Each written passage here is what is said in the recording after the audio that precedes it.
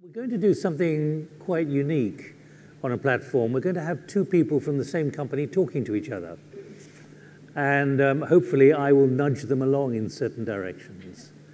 The aim is really to ask whether companies and how companies can do enough to address the climate transition. How do you create a culture, a mindset? How do you relate to the next generation, the new leaders of the future, or those who are going to bring on the spirit of the company? We're going to focus on McDonald's. I'm joined by Cathy Travers, who's UK and Europe General Manager. Welcome, Cathy. And also Heather Rigby, who's Group Sustainability Advisor, McDonald's. And as you can see, there's a generational difference, including me. But what we want to do is explore, quite openly, I hope, about the kind of tensions, but the kind of positives there are in addressing everything. Now, first of all, Cathy, I'm going to ask you, just to explain to those who don't know about McDonald's, how big you are and where you're based. Oh, hi, everyone. So, we're McDonald's. We're a global engineering, management and development consultancy.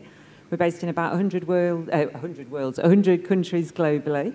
And we have about 16,000 employees globally. And we're very focused on infrastructure, so transport, energy, water, and the environment. And you do what? And what do you do yourself? Me, I am the MD of our UK and European business, so I run our operational business. So I'm responsible for about 50% of the McDonald Group. So. Heather, and what do you do? Hi, Ron. Hi, Nick. Nice to see you. My name's Heather Rigby. I work at McDonald as the Group Sustainability Advisor. So I work on our corporate sustainability strategy and implementing that at a whole global level. Work very closely with networks across the business and colleagues all over the world. How long have you been in the company? A year and a half. 33 years. That's an important difference, and that's something to highlight. But what we'd like to do in the next 18 minutes is work out and hear from you, hopefully as frankly as you are willing to be, about the kind of changes you are having to introduce and how you are being pressured by the climate imperative, but also acting to try and move ahead of the climate imperative. Now, don't talk through me. You can almost talk to each other. So I don't mind if you turn your back to me, Cathy, at all. But tell me about how you are doing that and the kind of spirit in which you're doing it and the way the C-suite, the board, and everyone else is trying to move. And you, I think, Heather, need to respond with how you see as the next generation them doing it. Okay, great, thanks. So I think our journey started back in about 2010, actually, 2010 to 2013, where we really started to think about the impact that we had in terms of not only our own organisation, but what we do with our clients in terms of designing and developing major infrastructure schemes and the impact that we're having on the environment. And we started to look at how actually by reducing carbon, you actually drive cost out of your business, you drive cost out of infrastructure. So since 2010, we've been running an event called the Carbon Crunch, which brings together leaders, asset owners in infrastructure, the supply chain in the infrastructure sector together to really debate how do we change this dynamic. So if you cast forward to last year when we became carbon neutral, and we are setting out to be net zero by 2040 or earlier, I believe that we are doing lots to try and make this happen, but we need to do more. We need to be really driving this through every single project that we do, because whilst we can change our own organisation, our biggest impact is on the projects that we deliver with our clients. Our biggest impact is influencing our clients and their supply chain to do things differently. But I'm really proud that we have a fantastic early career professional network, ECPs, who get really actively engaged in helping us set the agenda for our business, for our clients, and really sort of drive a fantastic network. So I don't know, Heather, so Heather, I need to ask you actually, what's your own audit after 18 months about how well your employer is doing on many of the issues that matter to you and your generation? Well, Nick, that depends. Do I still want a job after this? How honest can I be? Your job prospects will be better the franker you are. Honestly, I've been really impressed. I think with business, there's always a lot of pressure. There's so much to do. You have lots of different competing objectives, competing priorities.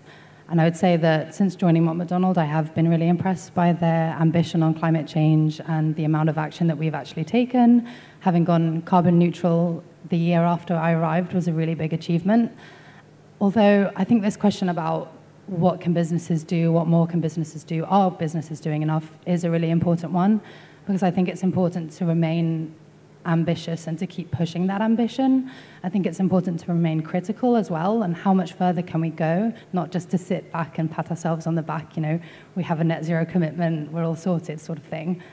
So I think I've been really impressed with McDonald's, but I think it's important that we remain ambitious. We do have such a small window to really bring about climate action right now, to reduce global greenhouse gas emissions by 45% by 2030. Globally, it's such a huge challenge, and I think, you know, this really is code red for humanity, like we saw with the recent IPCC report, so businesses have a big role to play. All of this is deep in the DNA of the company, as the annual report would suggest? Yes. I think at McDonald's, I've been really impressed. So last year, we launched our purpose. We've put social outcomes at the heart of our business and the way that we operate. You don't just talk about it? No, not just a talking shop. No, I think for us, climate is at the heart of that. And I think what I really like about how McDonald's is doing it is that we're not just taking climate action for the sake of cutting carbon or cutting costs. It's really about putting people and communities at the heart of that and not letting the most vulnerable or marginalized, not leaving them behind in our climate action. And I think that's really important. And I think a lot of businesses mustn't forget that at the end of the day, we're here to protect the climate and the environment, but also the people that depend on that. And we mustn't forget the most marginalized and vulnerable people and young people as well. So I do think having that social outcomes purpose is incredibly powerful for the organisation, because it really brings everybody together. It's really engaging, especially for, I think, for our early career professionals, and you know, it gets everybody centred on what we're actually trying to achieve when we are developing infrastructure, which at the end of the day is about changing people's lives for the better. So, just one data point here, Cathy. Do you actually turn down jobs which are not sustainable? Yes, we would. So, for example, we have worked historically in coal-fired power stations, but we wouldn't work on any new coal-fired power stations. We wouldn't work on asset life extension in terms of coal-fired power stations. But we will work with coal-fired power stations to get a cleaner feed into the station to actually get them to be greener at the end of the day. So we will help them on their path to Is there other work you turn down as well? Because you don't feel it is comfortable with your sustainable ambitions? So our primarily what we try to do is work with our really valued existing clients to help them on their transition to net zero. So of course, we do look at our clients, we do look at the projects that we do, and we challenge ourselves and our ECP's challenges as well around the sort of work that we do. But ultimately, I think it's better if we show leadership, we share our knowledge and experience and our technical expertise to help our clients on a better journey and a better path to net zero. Do you feel pressure from Heather's generation at the moment, internally? I don't feel the pressure, but we have been discussing just this morning actually about, are we really, really listening to the voices of the next generation? Because I'll only be doing my job for the next 5 years. There'll be somebody else leading, and maybe Heather will be doing my job next, I don't know. But so are we really, really listening? We do empower them. We do give you have a voice and a network, but are we really, really listening to what our ECPs are saying and actually letting them know that we're acting on what they're saying? And what was your answer? I think this is a really important question, because ultimately these business decisions, and actually government level as well, are being taken by leaders who probably won't be around when it comes to fruition. So I think, or at least won't be in those positions or leadership. So in listening to the voices of your younger generations, whether it be your early career professionals in a business, or even listening to those younger climate activists who are out on the street this weekend that we saw on Saturday, I think it's really important that we listen to them, that we include them in the decision making, and that they feel empowered. Because from my experience of having worked with our early career professional network across McDonald's, they're really interested in this agenda. They've got so much knowledge and enthusiasm when it comes to climate change, when it comes to climate justice, when it comes to social outcomes. And they just want to know, how can we get involved? And I think we do have a great network across the global business. But like Cathy said, this is a really great conversation starter, and hopefully we can take it further from here, because there's so much more work to be done. And just last week, one example, 2 days ago, I went to an event in our Glasgow office that was organised by our ECPs in Scotland, and they brought together different ECPs from other organisations, so client organisations, but also company peers of ours. And we had a really interesting conversation about infrastructure, about this net zero agenda. And honestly, what struck me was the real curiosity that they had, and the real level of ambition, and how are we actually going to do this? How are we going to transition infrastructure systems all over the world in line with net zero commitments? And this is such a big challenge, and it's so close to our ECP's heart, because this is their future and it's their future working environment.